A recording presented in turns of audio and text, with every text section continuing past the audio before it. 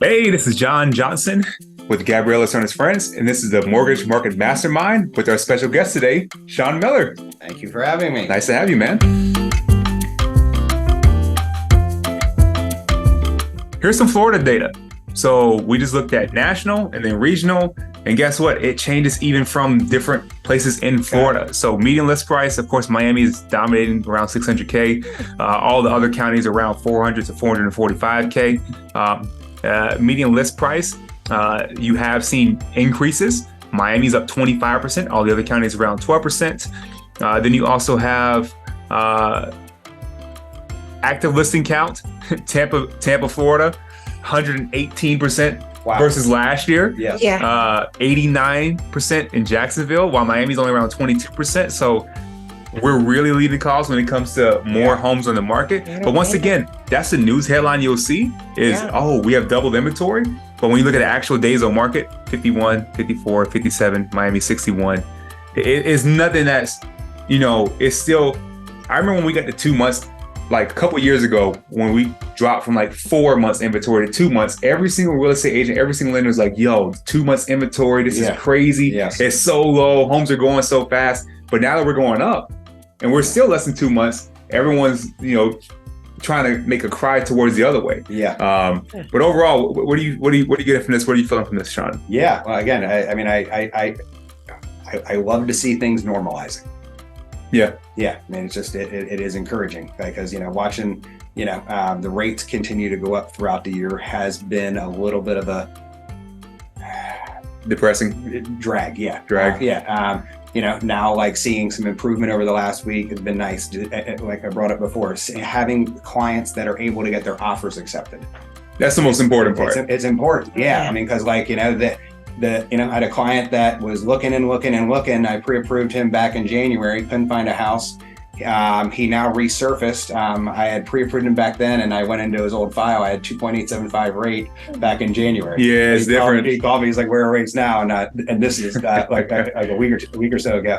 And I was like, "Well, they're above 7 now." I was like, "Oh no, I'm sorry." I talked to him I think I talked to him on Monday. I was like, "They were above 7 a week and a half ago. They were in the mid 7s." I was like, "Now you're like mid 6s, so we're getting closer." I was like, "Let's pick things back up. Get me your updated income documents." There are economists out there that are saying, rates are going to come down.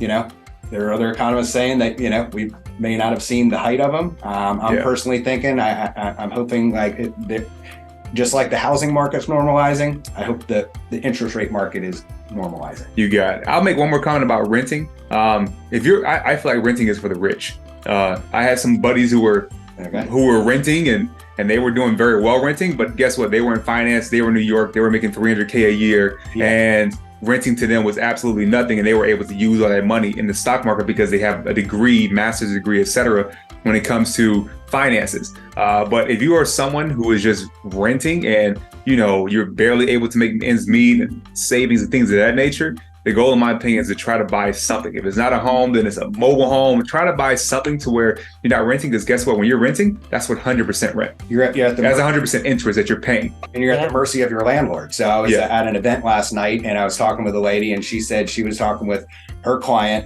that's looking to buy a house. Her landlord's increasing her rent $600. And this is the house that she was renting previously. Rent is still going up right now. And I was like, listen, I can see like a landlord increasing it for a new tenant going in. I can wrap my brain around that going up $600 a month. However, for your existing tenant that's been paying your rent on time every month, jacking it up $600, well, now she's picking things back up to buy something. Hey, landlord gets a new car. Yeah. He wants a better pay for the new car. Let me jack my rent up a little bit.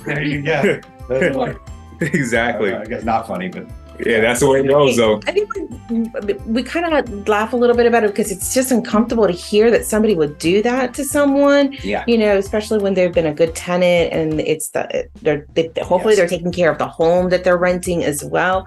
And there really isn't any kind of real regulation when it comes to private landlords as opposed to like rental communities, apartment communities and stuff.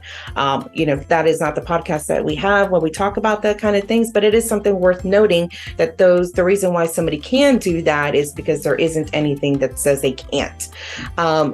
So my thoughts regarding as far as the chart, because I remember the last time we saw it, it was like, I'm like, oh my goodness, I was almost close on the average median list and pricing, is that in the same breath that we will see one headline saying that, oh my gosh, there's very little inventory. This one is saying, oh no, it's different. There is inventory. It's not selling as fast. So, we get two different pieces of, information. They're about the same topic, but they're presented in different ways. So, when we look at our market here in Tampa, we're definitely realizing, and actually I was looking at, very closely, John, very closely. I'm going to have to make that switch, sir. Sorry, a little. It's all good. I'm about to run through the rest of this anyways. Definition of where? There we go. Yeah. Hey. Wake up.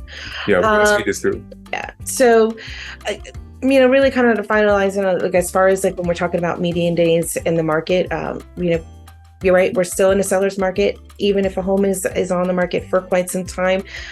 It goes back to like where sellers also have to prepare their homes to get the best price possible. Because I assure you that if you prepare your home, you work with a good realtor, and you market the home correctly and price it, is definitely pricing it correctly, your home doesn't have to stay on the market as long. But hang in there. We're gonna get through this little season, holiday season, just like every other holiday season. Yep, you got it.